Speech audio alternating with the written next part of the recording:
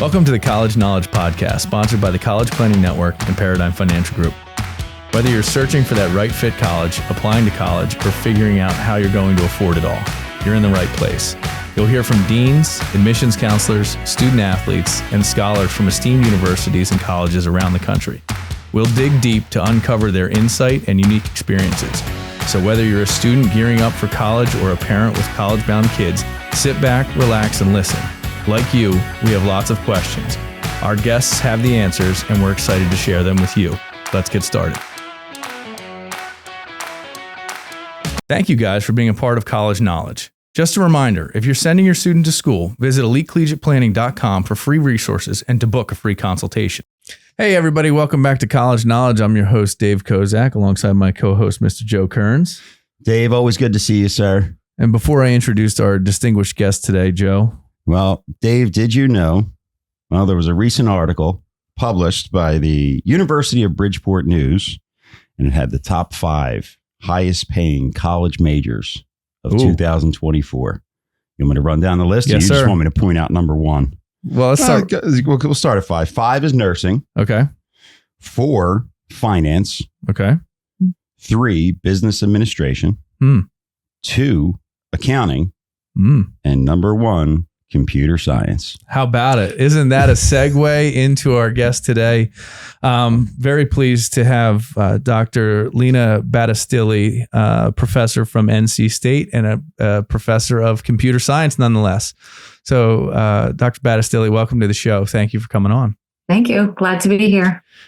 So a little bit of awesome news. Your particular area of expertise is the highest paying job coming out of college. So give us a little bit of background. Tell us sort of your journey and how you got there. And then we'll sort of hopefully educate people on what computer science is. I mean, I think everybody has a general idea. I don't know that they understand the application of it or how you use it in the professional world. But so give us a little background. Yeah, I'm glad you're saying like everyone has an idea, because I do think that there's a little bit of misconception sometimes of what it is. So I could start off by just talking about my journey and how I ended up in this position of teaching computer science, which I've done for the last 12 years. So sure. I, just to start with like my high school, like going way back, I, when I reflected on it, I've actually ended up getting my high school degree in 3 different countries. I started off in Bulgaria. That's where I was born. Then in my teenage years ended up being in Canada. So I have some of that education, and then finished up here in the US. Always was driven toward math and numbers. And that was the one thing I prefer over writing and reading. So I knew that was sort of like the direction I was going to go. Both my parents are math professors. So I just sort of thought, I'm going to do math. That's what I'm going to do. And when it came to it, to pick a major and what I was going to study, there was an opportunity for me to go study, because my parents were a professor there at a small private engineering school in Michigan called GMI Engineering and Management, and it's called Kettering University now. But if you went there, it wasn't just like applied math major. You had to pick some sort of engineering. And back in the days, I was like, oh, I don't want to be an engineer, right? Like I was a teenager, but ended up picking the one I thought was the most maybe math oriented, which is electrical engineering. And so kind of my path went that way. I got a electrical engineering degree with a little minor of math. And when I was done and started working, realized like I had more school in me. And at that point, started looking more toward computer science, because I was working. The one nice thing about GMI and Kettering is that I had this really nice co-op program. So every 3 months we were in school, and then 3 months of working. And reflecting on that now, that was amazing, right? To get so much work experience, to realize I like this, I don't like that. Yeah. So I did end up working in like an IT area, networking, and thought I really have more school in me. And so that was in the early 2000s when computer networking was really coming to be a big thing. young kids today, high school students, they can't believe it, but once upon a time, not all computers were network. And we did still use computers, but that was sort of a boom in the networking industry, like in early 2000s. And NC State had a master's in computer networking, which it still does. And that's how I ended up coming to NC State. I loved being here. I loved the academic world, stayed to get a PhD. Once I got the PhD, I still wasn't convinced that I would stay in academia. So I ended up leaving and working in industry for 7 years, which is also, I think, very nice because it gives me some application and seeing how that's being applied there. Before I decided really my true love is teaching and I love being on campus. And so 12 years ago, I stepped into this faculty position that I have now. So that was a long way to how I got here. And I definitely believe that's my thing. I love teaching. It's awesome because you said so many you made so many real points in that. And I just want to sort of walk them back and go through them and then dig in a little bit more. The one was the co-op, right? We have interviewed directors of co-op programs at schools all over the country. And Joe and I have left those conversations and said, man, when my kids get there, I have 4, Joe has 3, they're younger, but like co-op is an amazing environment to learn. And I think it's amazing because you learn what you know, what you like. You also learn what you don't like. And it gives such a better clarity to what would lead to a successful career. So I love the fact that, and I've never heard of a co-op where it was 3 on, 3 off, 3 on, 3 off. Most of them are, you do 6 months of school and you have 3 co-ops or 2 co-ops, but that's a really unique environment to be in. And would you say that in that co-op, you really defined and you figured out what you really liked? Was that the area that really exposed it? So I think it exposed me to more what IT jobs at the time would be. It is a very unique opportunity for GMI. I mean, GMI started in the 1920s as a school where people went and studied and then went to work for GM and ended up being in some sort of executive, but started with like the engineering piece. I cannot say that was like, oh, I love this thing, so I'm going to do it. It's almost like said like, okay, I'm not ready to do this. Like I want to gather more knowledge, and I think later that kind of gave me a little bit more of an opportunity to be more intentional of what kind of job I would like. So with my students now, I really encourage them to always think about some sort of by second or third year college, if you can get any kind of internship, go for it. And another thing, I tell them to be brave and to not worry. I'm just like, oh, but I have to be away for 3 months. Go be away for 3 months because this is your time to do it and gather that experience. And even if you have to step away from academics, and that seems a little scary sometimes, the students that I've seen go through that process, ultimately, I think land more toward the job that they want, because they have more experience. They've seen what it's like. Sure. And I love the fact that you said, no, that didn't solidify it, but it did tell you some things you didn't want, or it did tell you, hey, maybe that's not for me. And I think that's a critical step because we laugh a lot where, you have parents that say you have to be an engineer, you have to be a doctor, you have to be a lawyer. And if you don't enjoy that, that's a tough way to go, right? It's important to understand what you enjoy because, I always make the statement, like there's an expression that is, if you love what you do, you never work a day in your life. And that's not true, right? Work is work. There's other things you do, but if you enjoy it and get satisfaction from it, it is much easier to excel and to follow through and to do it day in and day out.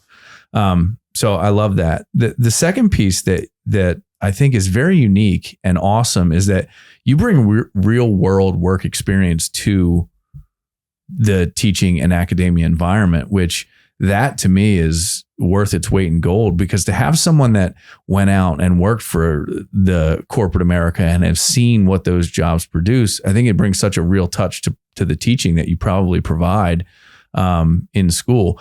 How much did that, was that another version of, I realize I don't want to do this, so I'm going to go back to what my passion is? Was that a piece of finding that passion, or how did that work for you? Well, one thing I think I want to tell anyone that's in high school right now, or, I guess maybe the parents could relate to this, is I think very few people like have it all laid out and are like, I'm going to do this and I'm going to do that, and actually follow that path and feel like, yeah, that was it, So I feel like we just have to kind of embrace like sort of these zigzags along the path, and just, I keep on repeating this, being intentional, but like really feel like, is this the thing I want to do?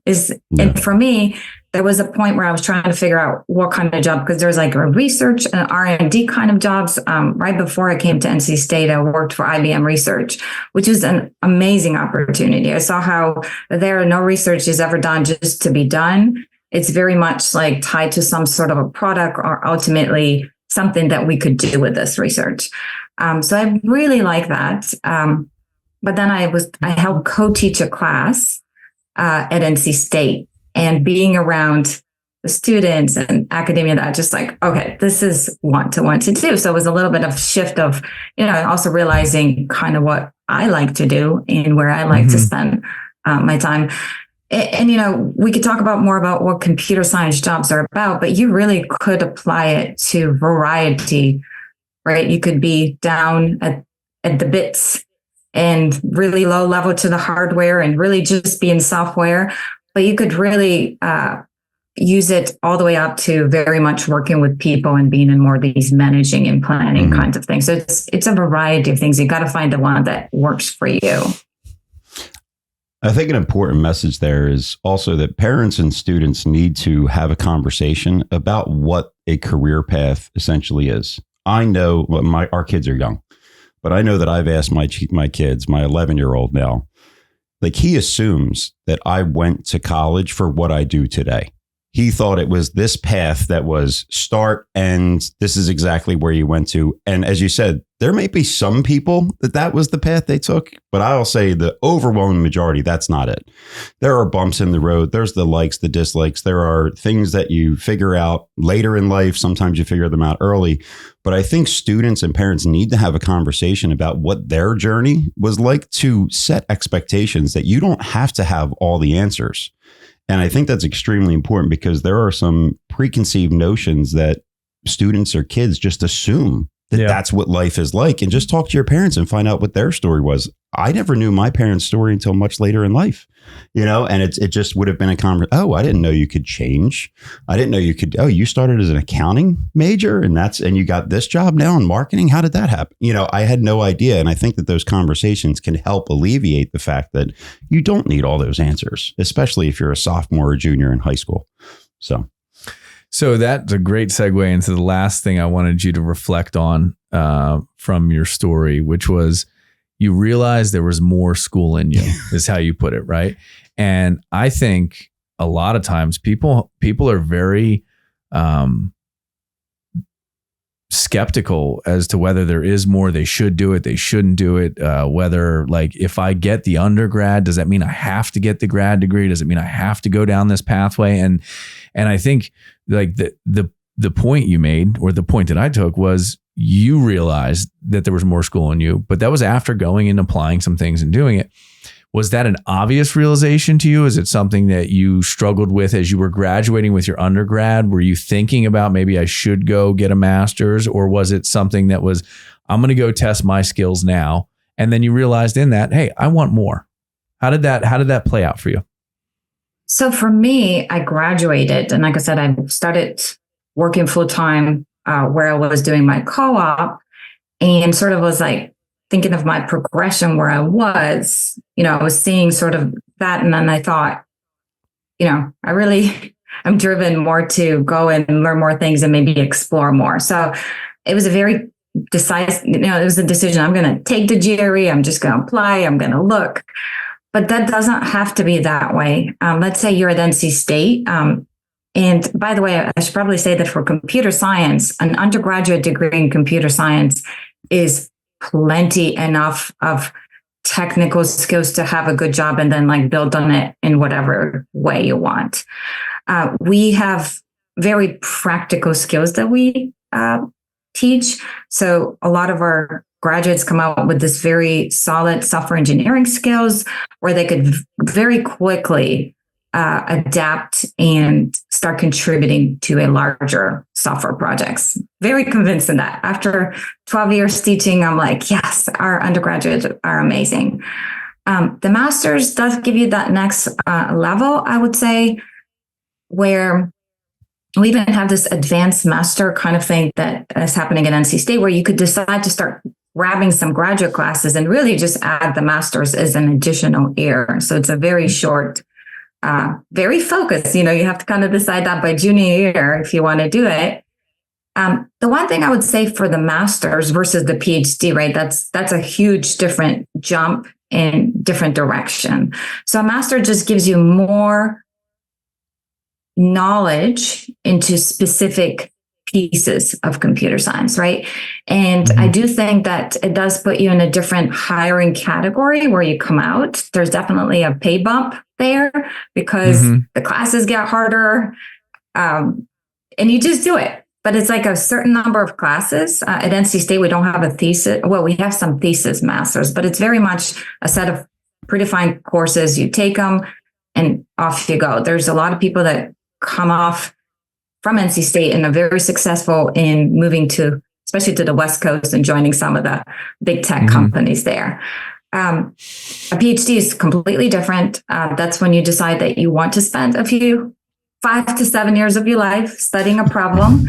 And, that's where you maybe get more into the direction of research, R&D, academia. And it's a very different set of skills, a very enjoyable one if you like that kind of stuff. But I wanted to make, sometimes people are confused about master's versus PhD.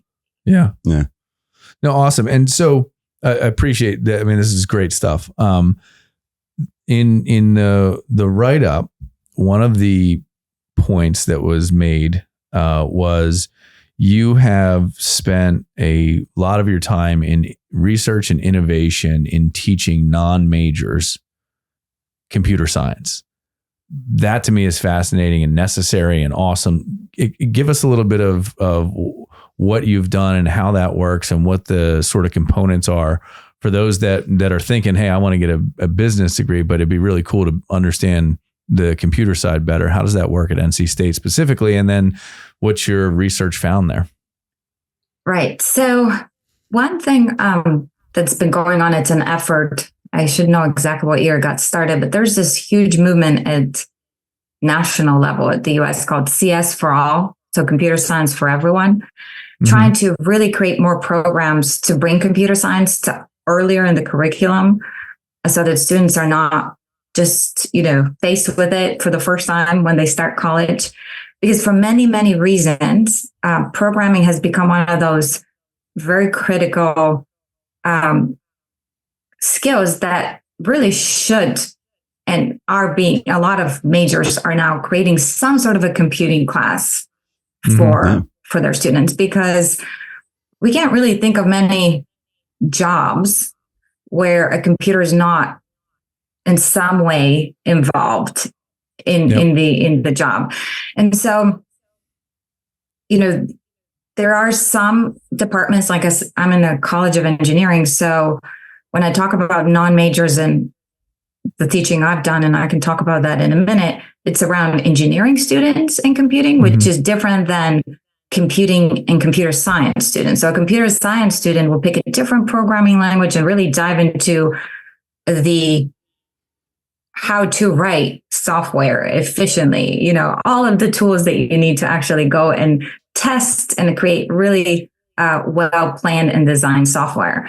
Versus maybe for the engineering majors that take the course I've been teaching for the last 12 years, it really comes more about data science and working with data and doing the engineering things of modeling, plotting, analyzing data. So it's like computer science, a computing class, but a different focus. You're not going to use MATLAB, which is what I teach, to create a web application, right? Like it's a completely different set of skills. And at a university level, many majors are indeed creating some sort of a computing course, because we do need that digital literacy, right? Yep. Computing should not be this black box where nobody really understands and it's magic. The minute you write a little code, I think it becomes more real. But not only that, you have to do some problem solving, right? So if you could quickly write a program to sift through some data or visualize some data, very, very useful. So I would encourage anyone to just sort of, I mean, there's different levels of computing classes. Like we have a computing class called CS0. And CS0 is around the idea of, we're not going to do that much crazy programming, right? Like we're going to do some programming, but it's more about the application and computer science as a whole. And then we have like a CS0, then we have CS1, which starts teaching you the basics of programming. And if you think of how we teach math, we have math from elementary school, right? Yeah. And so if we can start teaching the blocks, like this builds on this, builds on that, in any programming, there's certain fundamental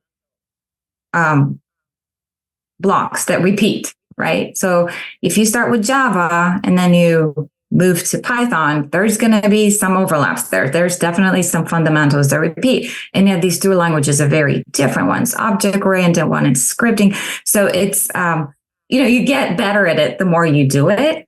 Mm-hmm. But I do believe that having a basic computing class is very useful. Like the engineering students that I teach, we teach this class sort of early in their curriculum so that when they get to their actual mechanical engineering and aerospace engineering classes, they can just open up MATLAB and use it as this very useful big calculator and modeling tool to help them do the calculations they have to do.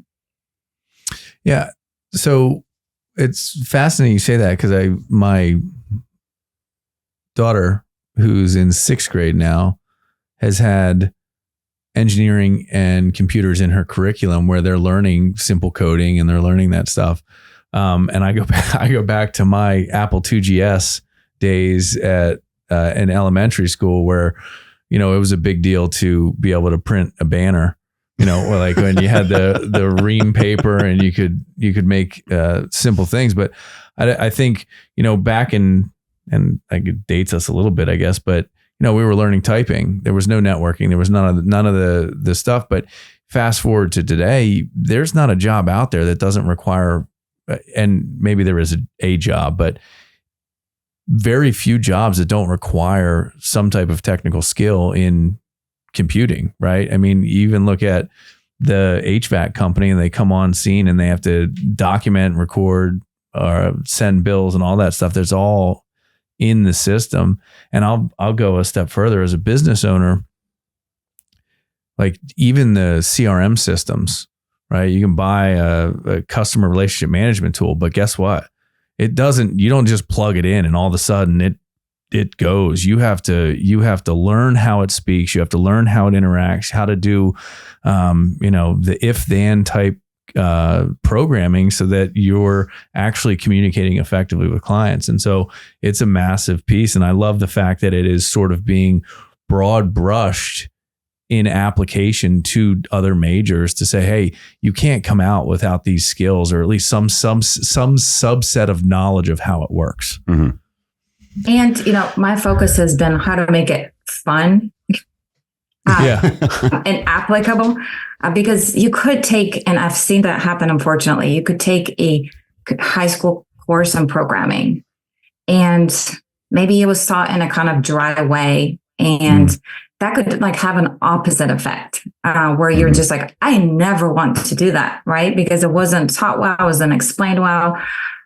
So in most well-designed computer science programs, when you start, I just want to give that message out loud.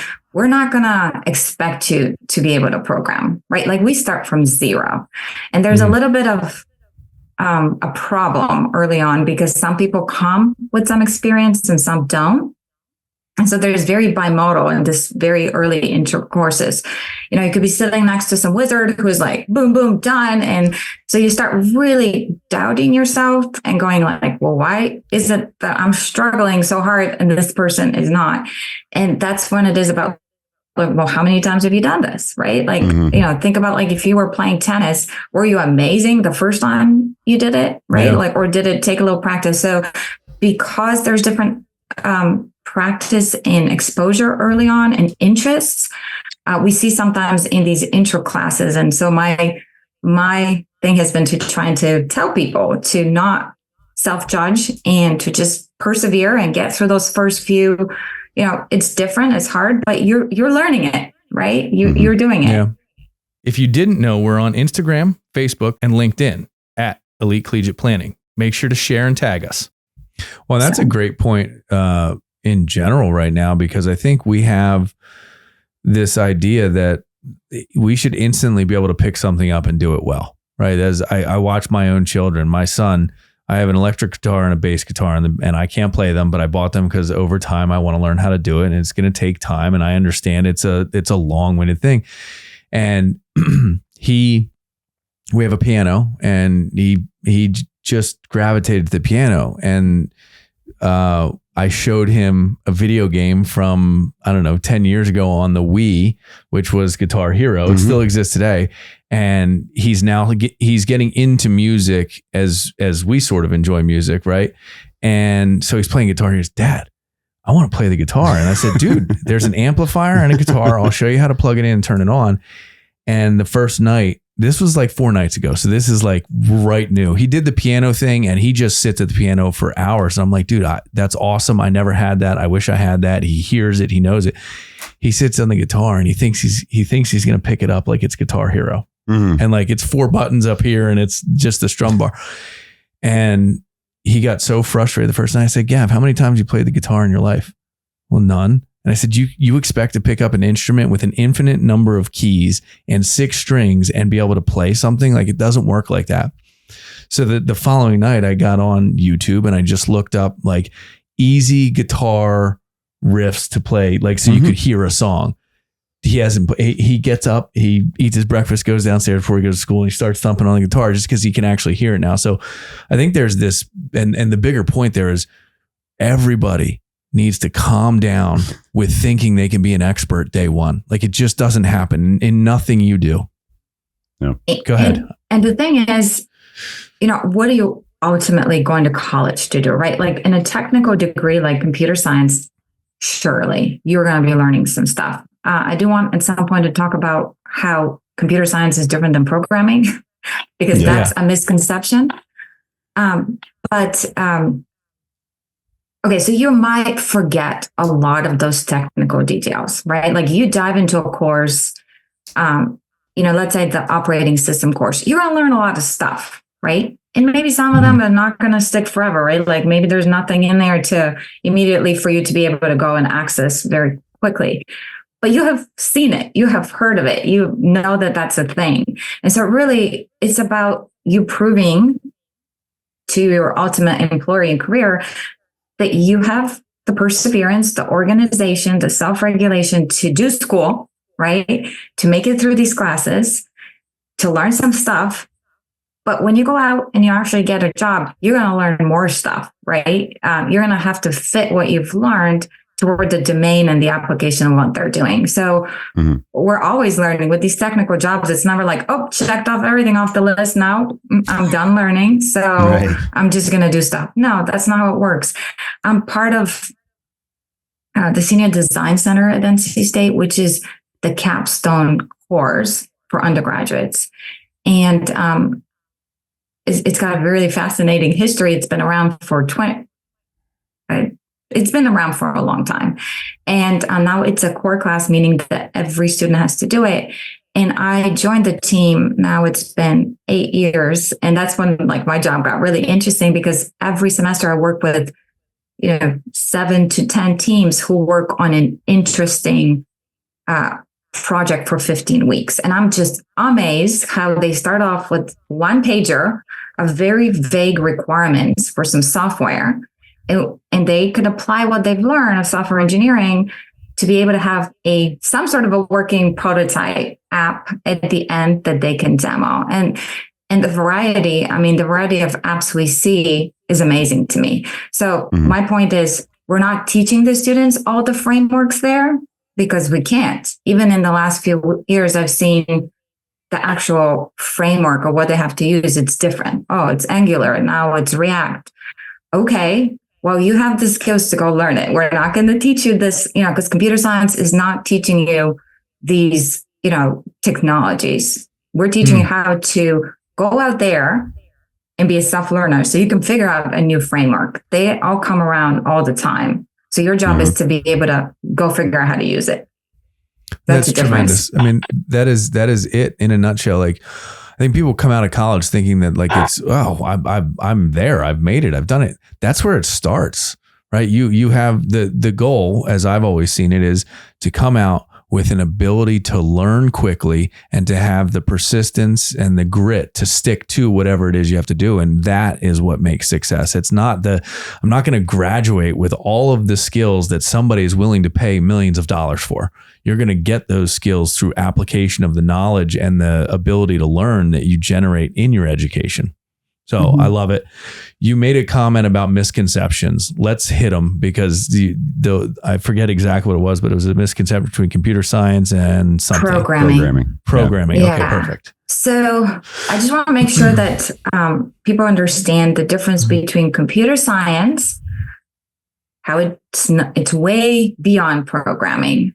When you think of programming, is similar to learning how to read and write for an English major, right? We do need programming because we cannot move to the more fun classes later on if we don't have that, because we don't have the language to do all the other fun things. But it's way beyond the programming piece. So the programming is how we start off. There's a lot of like programming boot camps and things you can do online. And that's why sometimes people are like, well, why do I need a computer science degree when I can just go do this 3 weeks, coding boot camp and, maybe I'll just get the same knowledge. No, programming is just the very beginning. And then in the core progression of courses, and also another misconception is people are asking me, how do I keep up with all the new technology? And the thing is, we don't. Computer science is a theory. It's been around for a long time. It's not like we're teaching new technology to our students. That's more, I think, in the IT space, where maybe could be, usage of specific, and I can't talk there because I haven't been in that space, but that's how I think of it. IT is more the usage of the technology, and maybe there you have to dive in on how do I do this, versus in computer science, it's fundamentals, it is science, it is theory, it doesn't change. The Department of Computer Science has been, it's one of the oldest ones here at NC State and started in 1967. Nobody knew computer science was a thing until about that time. And people were starting to realize, like, wait, this is different than math and science and the other things. So we're going to, make a major and have a department around it. But the first few years are indeed about programming. And if you get caught up there and you just, are really like, I don't want to just be chasing bugs all the time, and this is hard, then you're basically stepping away before you get to the fun part, which is the application now of what you've learned. In the third year, that's when a lot of our students start taking electives, and maybe you start going toward, we even have concentrations. So maybe you're into the game development or the AI or security, data science. That's where you can start picking classes and learn what you've learned in the first few years to do now in that more specific domain. Like we have classes on web application development, lots of different cool electives by the third and fourth year. So programming, just a stepping stone to get to the fun computer science. Yeah, which I think is important for everybody to realize. You have to be able to speak the language to learn the next level, right? As you put it, I think perfectly, is you have to learn to read and write, but we're not teaching you to read and write in the English class. Well, because this is a delayed development, right? I mean, you're not learning, not everybody is learning computer language and programming languages in elementary, middle, and high school. So you have to start at the point so you can effectively communicate the language, and you're talking about all the relevant pieces of it. So that's great insight. Are there any other misconceptions on what computer science is and is not, or the, people here? And I'll also go, like, a lot of companies we've gone out because there was a lack of computer science. We've gone out and we've recruited from different countries to bring experts in. We've had a lot of countries that saw it as a penetration point to be able to get to the United States to get good jobs and to get the different visas associated with it. So have we sort of reinvigorated that? Is that part of that program you were talking about? The CS for Everybody program is trying to get the U.S. back into that space more? We still need to do work there. This program is national. It's got some movement. One thing that I've been a part of is the research community around computer science education. We have a couple of really large conferences every year, and people actually publish in the space, how do we make computer science better, education better? And there's research. So we're not just trying to do things in our classroom. We're actually very much basing them into evidence-based, research-supported kind of pedagogy. And so that's kind of exciting. But there's still a lot of work to be done. I mean, most kids are not going to come into college with computer science, a huge amount of computer science, which is fine. That's what I'm saying. Like the first course is taught. We don't expect you to know anything, but don't compare yourself to people have. One thing that maybe is on people's minds right now when they think of computer science is maybe reading the news about, tech jobs, having, maybe not as big of a demand and some layoffs in the last few years. And indeed, that is a thing. It is a thing. And as we know, that is cyclical. I mean, when I graduated in the early 2000s, that was happening in the area. I was up in Michigan, and a lot of my, the students I was graduating, a lot of my friends were looking into the auto industry, right? And that was a really bad time. And then we had the dot-com bust in the early, that always happens. It's like we're riding up and down, right? Like that's how it is. But there's definitely a need for people who understand tech and are able to use it. There are going to be a lot of jobs. And I think the projections are that, in maybe even by this year, we're going to start seeing some things better. Like our graduates, usually we are in the 95th percent of people immediately getting a job. And talking about well paid, I have had some of my students share with me, not that I'm asking them, but they would just, casually just mention their offer. And I'm like, what? Okay, that's awesome. So not everyone, but if you work really hard, right, it would happen. So yes, I do believe we need more folks to be knowledgeable in that space, because there's a lot of jobs that are out there. I mean, from a software engineer, and we talked about that's kind of one of the maybe main things that students with computer science graduate. But some people graduate and they say, I don't want to write code. Okay, well, there's a lot of other stuff you could do because you understand the tech now, and it's not this big unknown, right? You could just dive into it and learn a little more. Network administrators, I actually had one of my TAs, I worked with him for quite some time, and he didn't want to write software anymore. And so he went into the networking path. So he's going to be more in an IT and networking, and was able to get a job that he's quite happy with.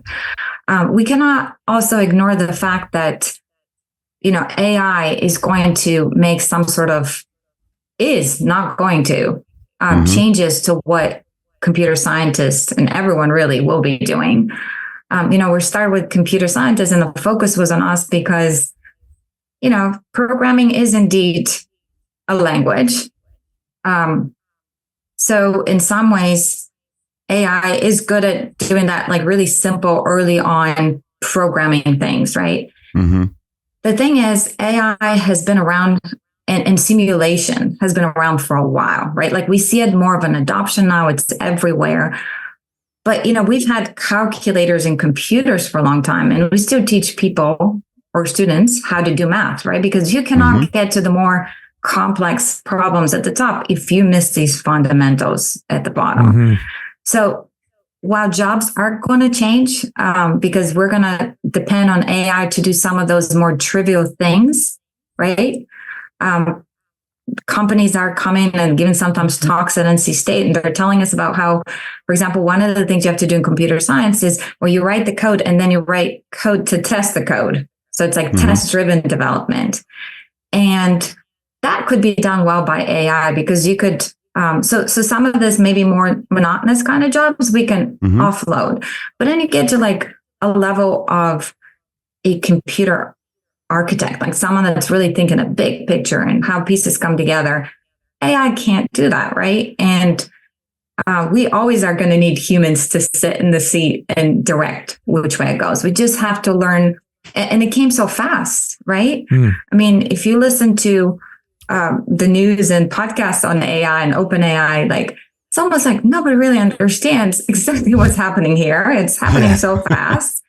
So we can't just use this and just let it do these important things for us, right?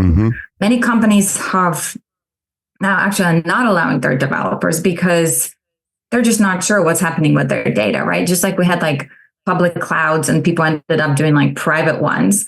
I could see like generative AI, right? And we actually see that where companies are creating some for their own purpose, you know, that they're not sharing all their data with everyone else. But I digress. My point is, yes, these jobs are not going away. We are going to need technical people to be able to understand this and lead this innovation. I mean, there's no turning back, right? AI is here to stay, and we need the skills to be able to use it. But the skills that I think are going to become even more important, you know, when we go into engineering, computer science, sometimes it's like, well, I don't want to talk to people. I just want to write code. Those like skills on, you know, leadership, communication, become soft skills, but I think they're hard skills are going to become really important because whether you call them hard or soft, they're necessary. They're that's necessary. The bottom line. There you go. Yeah. And I think that that's what we're going to need to do. Maybe some of the tech we can offload, but we're going to have to still like collaborate. We have to communicate. We have to problem solve, right? And that's going to be the people doing that jobs. Yeah. Just as an aside for listeners, I own a company that we sell life insurance, property and casualty insurance, mutual fund portfolios, and we help families make critical decisions about college, right?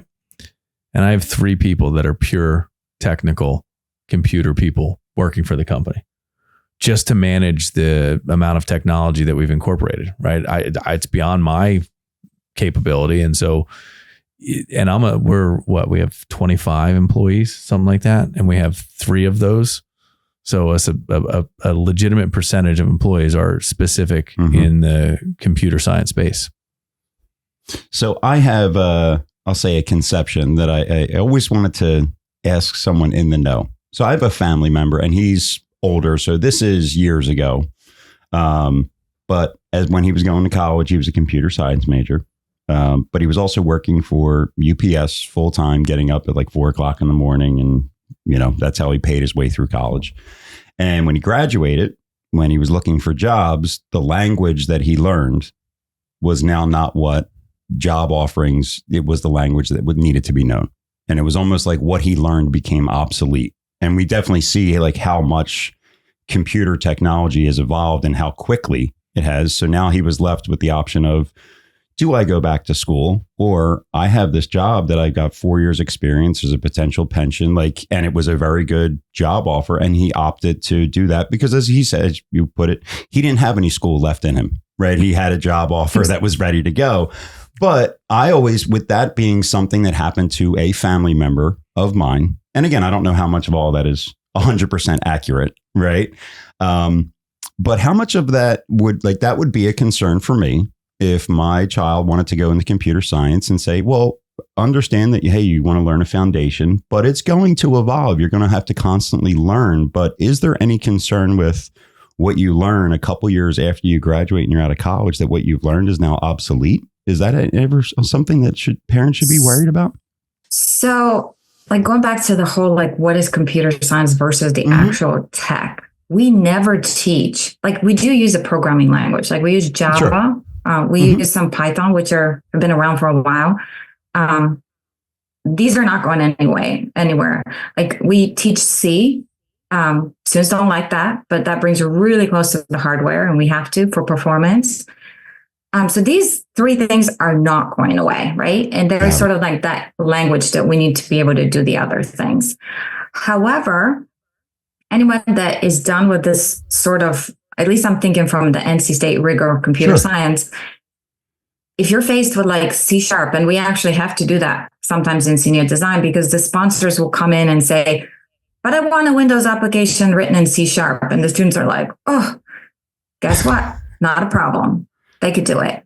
So it's not the technology. So I don't know like where that degree was taken, but I would definitely be looking at one. Okay, so there's accredited.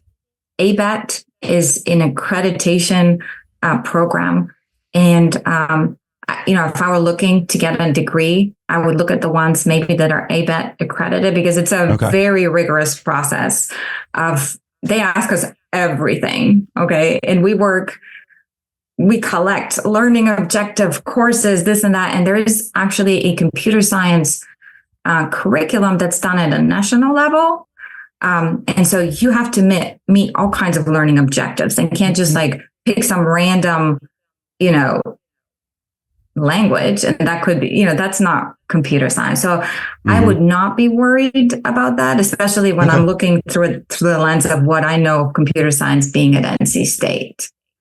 Would there be anything if students are interested in computer science that when they do look to pick a college, is that something that you mentioned? Like, is there anything else that they should be looking for to make sure that they have a program that something like that doesn't happen? Yeah. I mean, just like everything else, I think you have to look at it more holistically at the program and the classes being offered. And I know that's kind of tricky because you don't know, right? Like, is this good or not? An ABET accredited school was definitely going to be a very good program, right? Great. Because they go through so much detail. It's like painstakingly detailed way to evaluate is what is being taught to the students. Other things you could consider though are kind of like the more other things that make what is the experience while I'm in college, right? Like NC State is sort of a larger program. It's you have to swim or you'll sink, right? Large classes, competitive, rigorous. I tell people you could do it, but I'm also never telling them it's going to be super easy, but that's why at the end, you could fall on the skills that you've developed and because you've worked really hard. One thing people could do is if they don't want to go the computer science route and maybe not do that for entire 4 years, there's a lot of, there's also computer programming minors that are available. And we have one that's a bunch of students are doing from other disciplines. And it's very well thought out. I mean, at the end, if you have a mechanical engineering degree and a computing minor, like, whoa, like, let me hire you right now because sometimes engineers write code, but it's like, oh, well, how are we going to add on to it? And when it gets bigger, it gets, and it's the computer minor that's going to help you actually know how to engineer the software well too, right? So a computer minor is definitely something that I think it's a nice combo to add to another major and is very, I think, applicable and well positioned for a job after.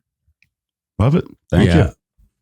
I think back right now, I'm like, man, if I had my business degree and the computer minor, dangerous. Be dangerous. Instead, I have to pay 3 people to do it, So it's different altogether. Awesome. Well, we have exhausted the time. I know we kept you a little longer than we said we were going to, but it was awesome information. I think it was fantastic, insightful, and I know that the listeners got a lot out of it. So, thank you sincerely for being on the show. I think it was one of our best. I loved it. It was so educational. Again, like I said, I'm a student sitting here today, and I definitely learned a lot. So greatly appreciate it. I know when we say if we got something out of it, I know that our listeners did. So thank you so much. It was very educational, very informative, and just great knowledge. Appreciate it. Well, thank you. And I appreciate this opportunity. And I do have children. My children are sort of at that age of high school and to going to college. And so I know this is a time of a lot of wondering and big, you feel like you're making these super big decisions, but calm down. It's going to be okay. You got this, and, just follow the path. Right? Follow the path. You'll get there. Absolutely. So thank you. All right. Thank you so much. All right, everybody. That's Dr. Lina Battestilli from NC State Computer Science Program. Thank you so much. And this has been College Knowledge. Thank you. We can send your student to the school of their dreams and send you to your dream retirement. Visit us at elitecollegiateplanning.com to get started.